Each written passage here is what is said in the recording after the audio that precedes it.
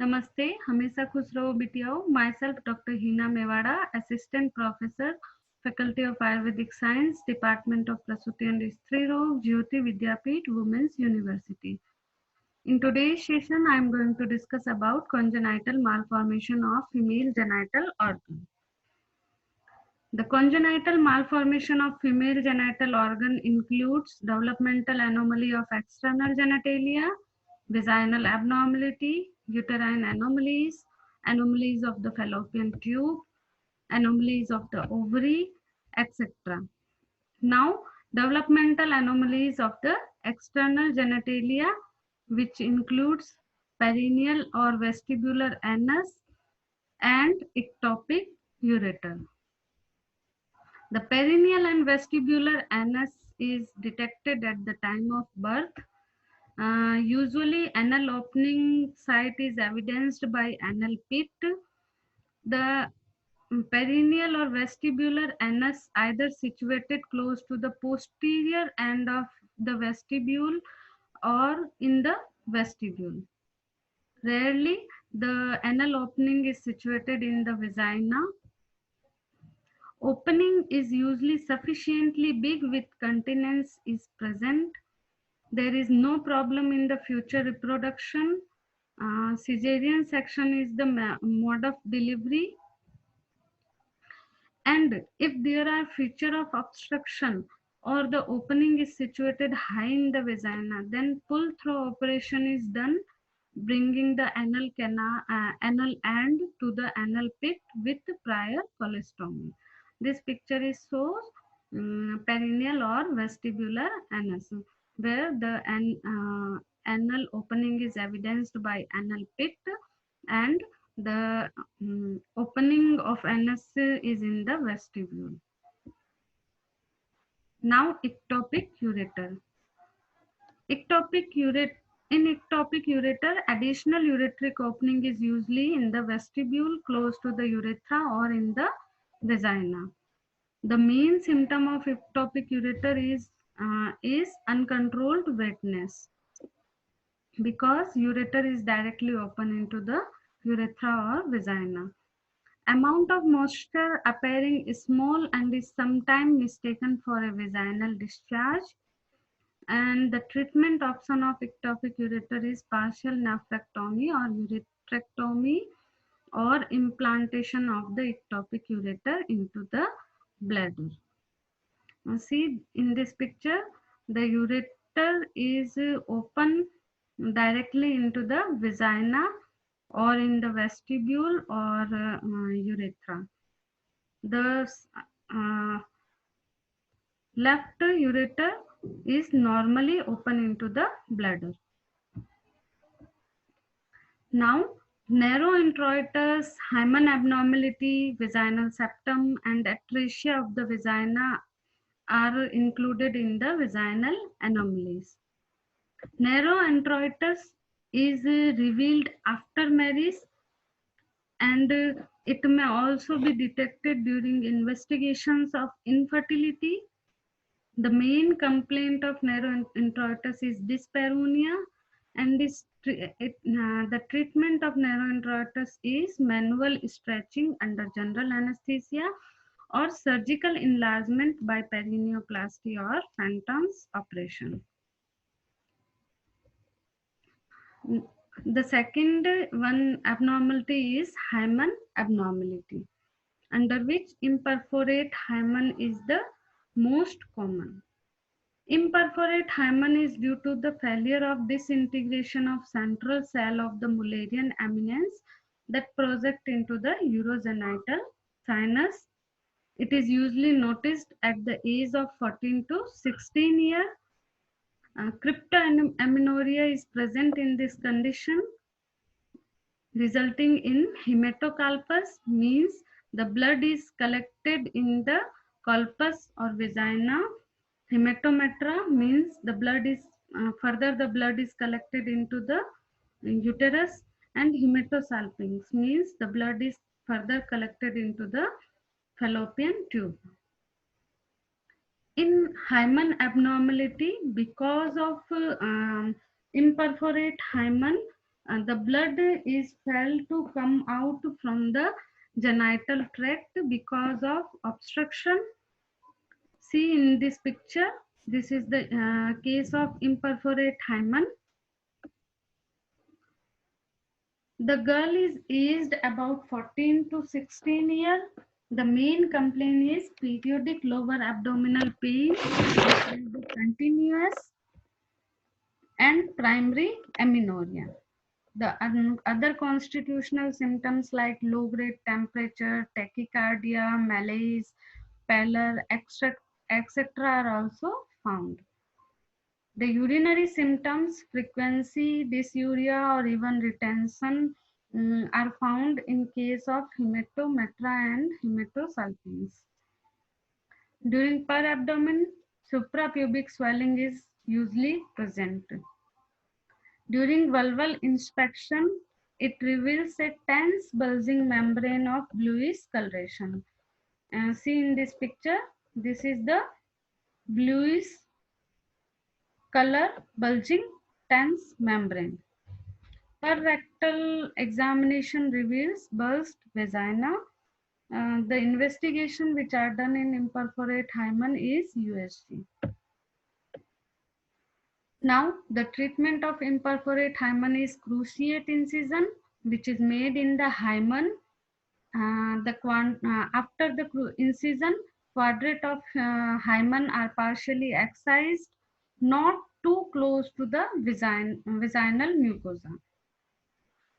After excision, spontaneous escape of dark terry color blood is allowed. Pressure from above should not be given. Internal examination should be done, and patient is put to bed with head and raised. Antibiotics should be given for interruption of infection, and the residual pathology, if any, may be detected by internal examination after the next period is over. See in this picture, after the excision of the hymen, the dark terry color blood is spontaneously escaped. Now, other anomaly of vagina is vaginal septum. There are two types of vaginal septum, transverse and longitudinal. Transverse vaginal septum is the result of failure of canalization of the fused Mullerian duct and the urogenital sinus. The patient usually comes earlier than the previous one with the septum placed higher and higher. Same as that of imperforate hymen, but the urinary symptoms are absent in the vaginal transverse septum. Treatment option is same as imperforate hymen. The principle of treatment is surgical. Now the longitudinal septum, also called septate vagina.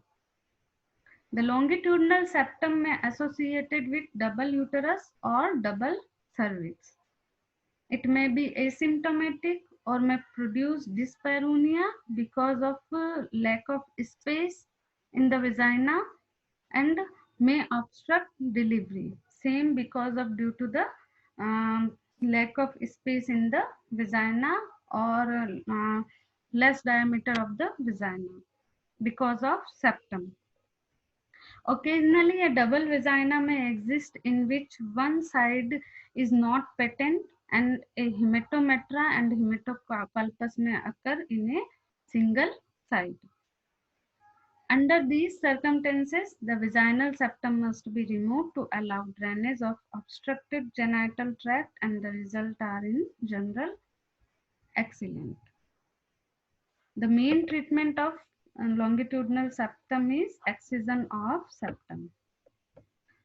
See in this picture, this picture is so vaginal septum, which may be associated with double uterus or double vagina, or the tract of vaginal septum is imperforate also. So hematocolpus and hematomatra are also found in this condition. Now, partial agenesis of vagina. A segment of vagina may be atretic in the upper third, often associated with hypoplasia or even absence of cervix. Uterus may be normal and functioning or malformed. Clinical features are primary amenorrhea and periodic lower abdominal pain. Presence of lower abdominal mass in during the bimanual examination um, is the feature of agenesis of vagina. And treatment, conventional treatment is hysterectomy. Ovary should be preserved.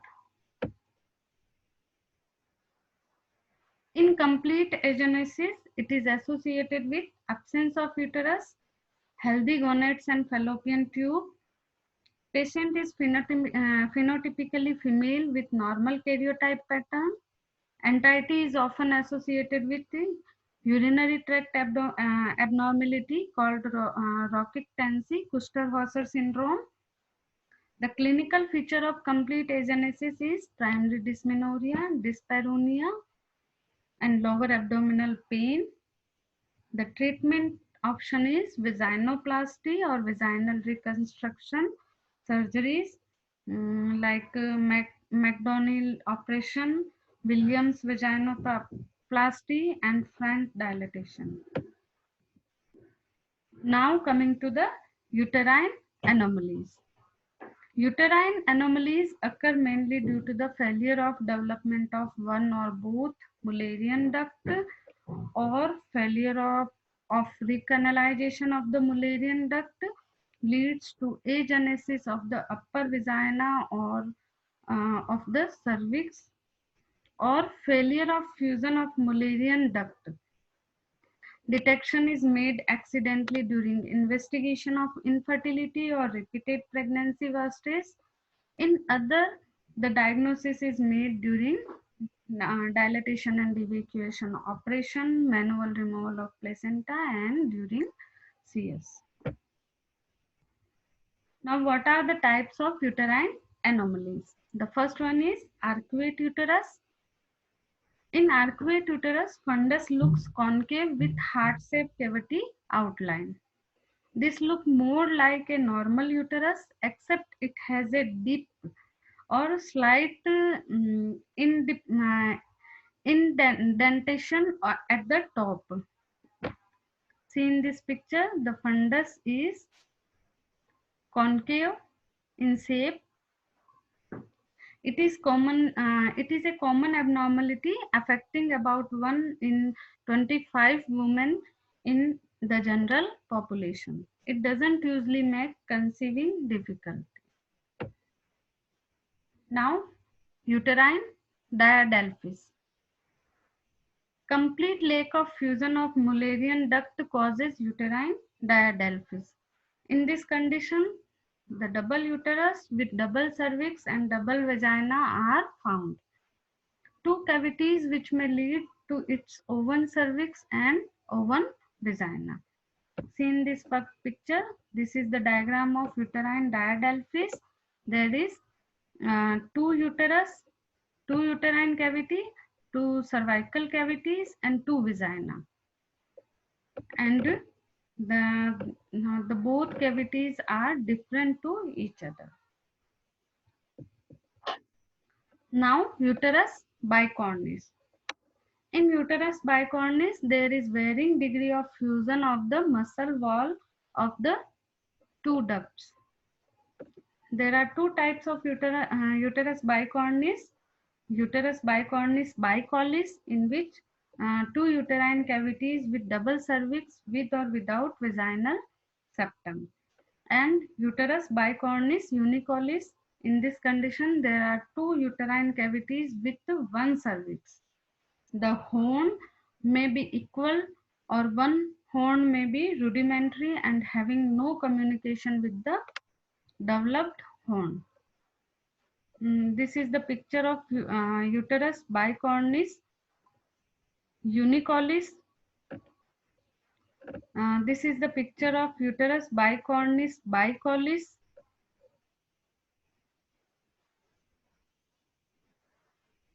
Now septate uterus. The two Mullerian ducts are fused together, but there is persistent of septum in between the two, either partially separate or completely. This is the septate uterus, diagram of septate uterus, in which there is partial septum or there is complete septum are present. In this diagram, it is the partial septum, and in this diagram, this is so the complete septum.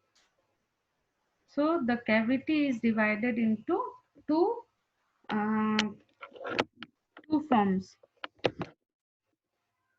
Now uterus unicornis. In uterus unicornis, failure of development of one Mullerian duct occurs.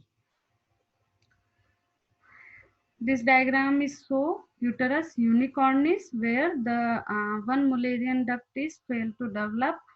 So the one part of uterus is not developed.